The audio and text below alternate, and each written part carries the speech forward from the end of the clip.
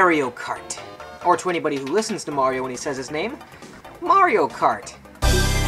Welcome to Mario Kart! Mario Kart is the most successful Mario spin-off franchise, and rightly so. It's the one game that bridges the casual gamers and the hardcore gamers and everybody, really. I mean, you'd be hard-pressed to find somebody who hasn't heard of Mario Kart, or even played Mario Kart. So today, we're taking a quick look back, and then I'm going to count down my top 20 Mario Kart tracks. Today is 20 through 11, so don't get too excited, okay? We'll actually get pretty excited. There's going to be a second video with 10 through 1. Okay? Okay. Launching in 1992 was Super Mario Kart. The first entry changed how the masses thought about racing games. It also sparked many a fun gaming night for friends and families across the world. Things ramped up even further in 1996 with the release of Mario Kart 64 on the Nintendo 64. This added 4-player split screen, fully 3D levels, and not so 3D characters. But it looked good to us back then, and it still holds up pretty well today.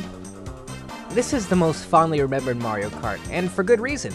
It made the biggest leap from 2D to 3D, and perfected the battle mode for endless nights of Block Fort.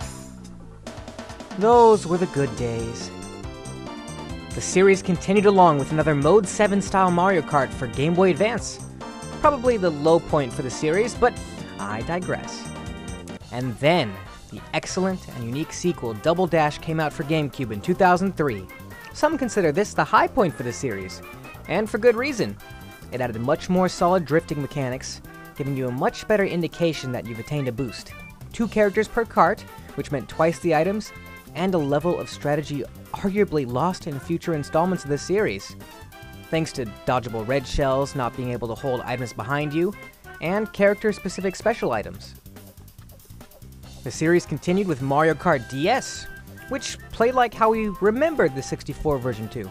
Started the trend of adding 16 retro tracks to kart, but also introduced said infamous drifting, which coupled with tighter controls led to snaking, which is arguably a game-breaking flaw, or to some people a true test of skill. If skill means destroying your joints, flipping left and right in the control pad. Later, the much-anticipated Mario Kart Wii arrived, adding plastic steering wheels, but also 12 players, bikes, and smoother, more balanced online play. Yes, I'm still referring to snaking ruining Mario Kart DS. Mario Kart Wii, it also ruined battle mode, you know, just for fun, but added the nifty trick system which added much more boosting opportunities, so I can't fault it too much.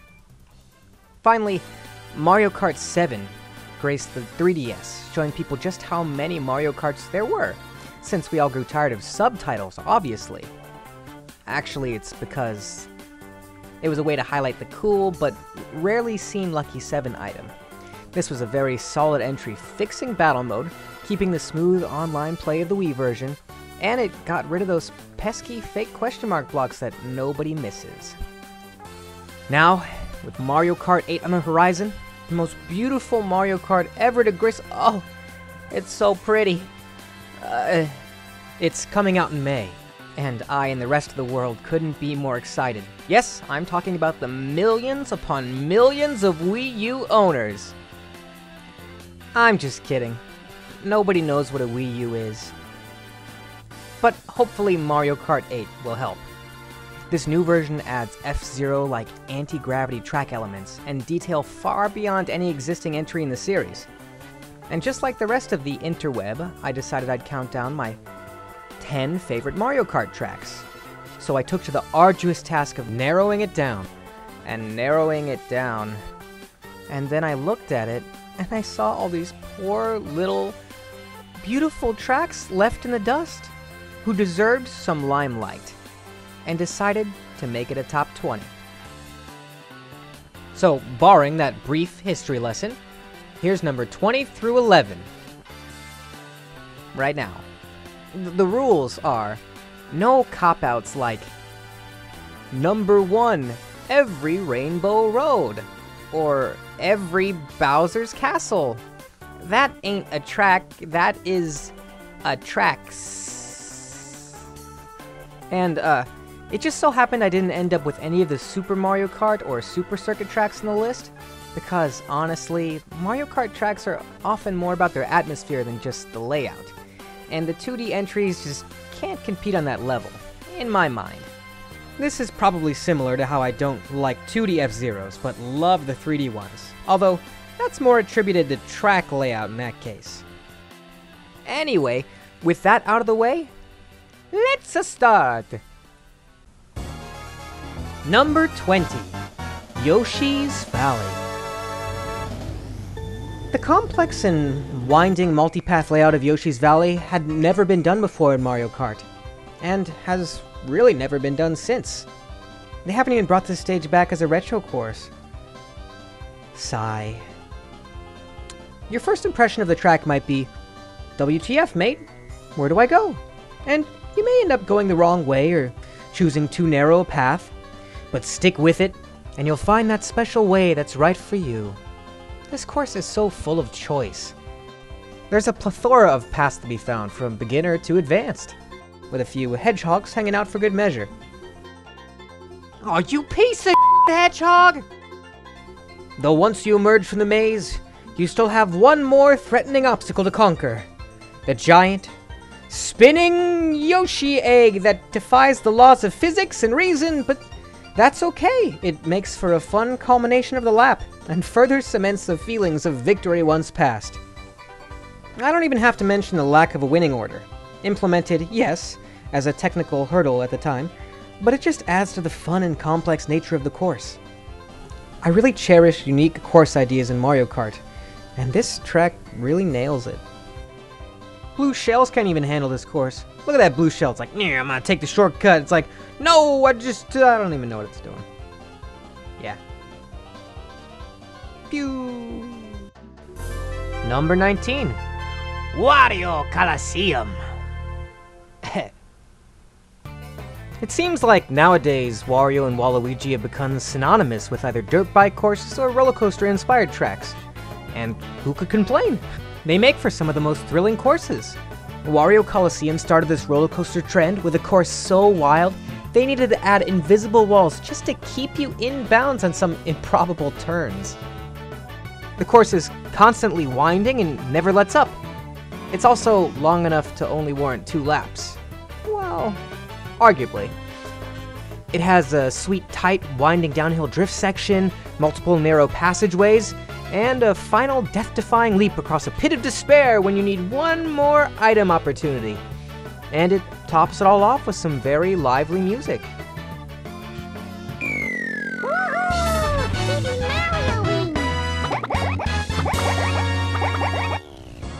Number 18, Maka Woohoo. Did I say that right? Now, you're going to have to bear with me here. Yeah, I don't have a 3DS capture card. Very sad, but I do appreciate this course. I'll keep it short and sweet to save your eyes from bleeding too much. Maka Woohoo is special because it's only one lap. Well, it's basically one straight path leading through some varying and fun obstacles, starting with a narrow path and some jumps, through a cave with a preceding glitch so bad they had to patch the game to stop the cheaters from skipping a quarter of the track by jumping into the water. Yes, I did it a couple times. Then you ascend around a castle, past some deadly boulders, and finally hang glide down to the finish. There's one final awesome boost opportunity if you hang glide effectively, which really ends this course with a bang. Number 17, Wario. Continuing with the Wario theme from number 19, Wario Stadium started that dirt bike course trend and cemented itself as a very memorable track. Not just for that glitch wall jump I can't do, but because it has some really fun defining jumps, moguls, and features. The mentioned bumpity bumps throughout, the catchy music, and the final jump that could make or break your race. That final jump makes for the ultimate satisfying banana death trap. It's just a really well built track, and shows that sometimes the track itself can make a level really stand out.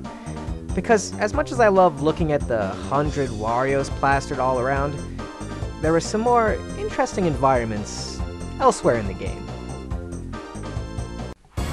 Number 16, Royal Raceway. Royal Raceway is a fun and simple course, with a few specific standout moments that put it a cut above the rest. One is the large, slowly inclining ramp that leads to a huge jump, and following poomp. I seem to remember being able to time a hop upon landing and get some sweet air, but I couldn't replicate it. The next cool feature is that basically the entire courtyard from Mario 64 is hiding around a hill. It may be a little different than you remember, but to stick it in the side of a level instead of just leaving it for the winning ceremonies is awesome. The only thing that could be cooler is if they incorporated it into the race somehow, making it a shortcut like driving through a painting? Or perhaps in the newer Mario Karts you could take the water through an underground cave? This is just some fun imaginationing on my part, and may not be very practical, but it would be nice if I could explore the castle area without having to risk losing the race. Number 15, Airship Fortress.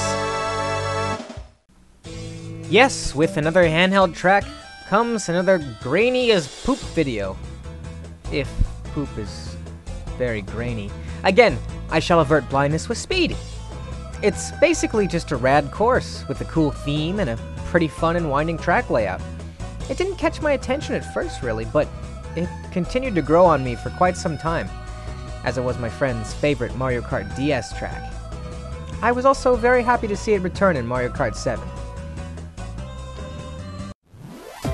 Number 14, Wario's Gold Mine.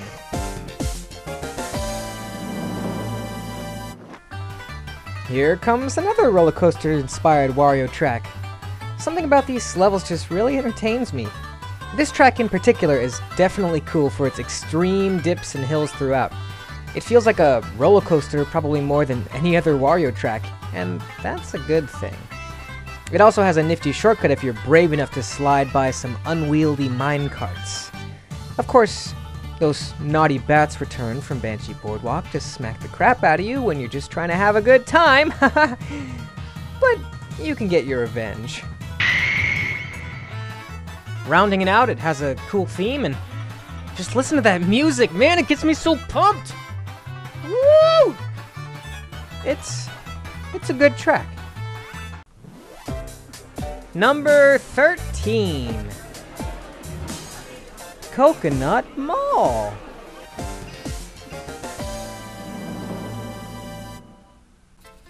Another course that has continued to grow on me, Coconut Mall is just a great mix of a unique course theme and a fun and specific track layout. You enter the mall and ascend some unruly escalators, then enter a room with many paths to choose. Mushroom-specific shortcut rounds out the first corner. You wind down to the lower floor, launch off planters and fountains for boosts, wind up and back around, and then are presented with 2 more path options. I, for one, always take the superior right path. At least I think it's superior. I don't even remember what lies in the left path. It's been so long since I've taken it. I mean, my side has an item off a planter and a cool jump. Alright, fine, I'll look. Well, this is pretty cool, I guess. You know, the clear pathway, but mine is still more of a direct route, okay? And that trick Rosalinda did is pretty ballin', though, I have to say. Oh, and the cars driving around on the boost pads at the end. Do you risk it and go for the boosts, or do you weave around safely while saying hi to one of your long-lost friends driving a car? Sigh. Number 12, Tick Tock Clock. This is just a rad stage. It took seeing it in the Mario Kart 8 trailer to remember it existed, but once I remembered, oh man. The unique theme, the gears, pushing you forward, the naughty pendulums, and the tricky clock hands. Do you risk taking that corner and getting clocked? See what I did there? The only thing missing is a more detailed area surrounding the track.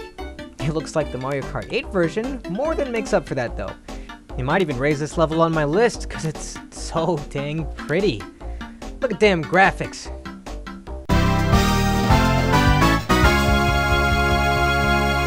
It's number 11. Is that a big deal? Baby Park.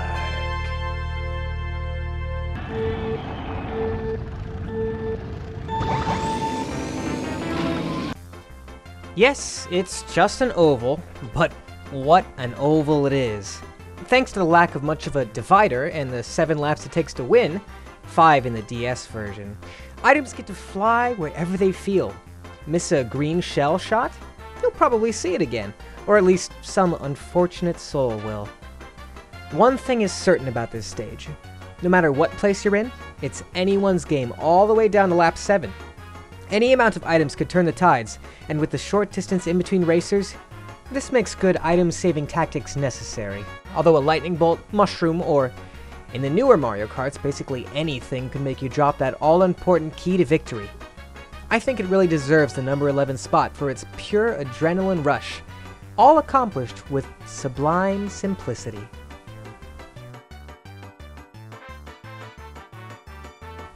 And that's that. Number 20 through 11 complete. What'd y'all think? Did I make some good choices so far? Believe me, it was really hard to narrow down and order them. What tracks do you think will show up in my top 10? Only time will tell. But leave a comment if you think you know. Or feel free to rip my choices apart. Or tell me how much you agree wholeheartedly. Or just say, hi dude. If you've enjoyed yourself so far, leave a like, maybe subscribe for the conclusion and future contents, and I'll see all of you millions of Wii U owners out there on May 30th for some epic races.